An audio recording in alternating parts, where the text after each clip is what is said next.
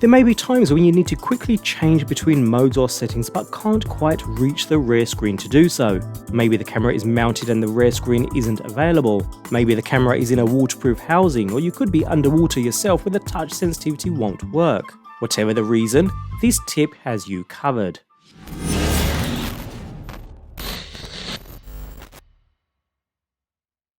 Changing what's displayed on the front screen of the GoPro Hero 9 is a simple task. Swipe down from the top and choose between the two different front screen modes, a zoomed in and cropped full screen mode, or a full image mode, or if like me you don't need a live feed, switch to a basic information mode instead.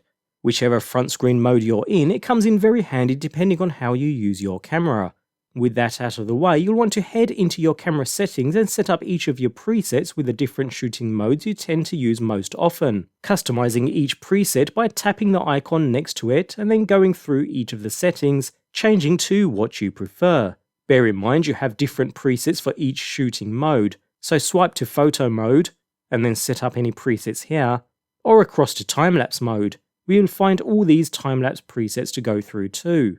It may take a while to get everything the way you want it, although the default presets are probably good for most users anyway. Presets act as shortcuts, so with them now customized you'll be able to quickly and easily switch between settings and modes, getting you up and shooting within seconds. And for times when you can't quite get to the rear screen for whatever reason, we can cycle between the three shooting modes by pressing the camera's side button. A single tap will cycle between each mode.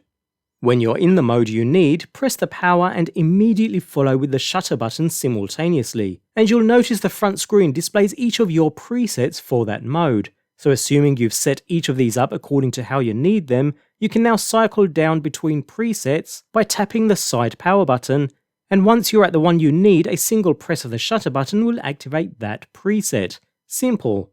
With some practice, you'll soon become a whiz at switching between presets even if you're diving underwater. It's a rather simple procedure, but depending on how you use your camera, it can come in quite handy.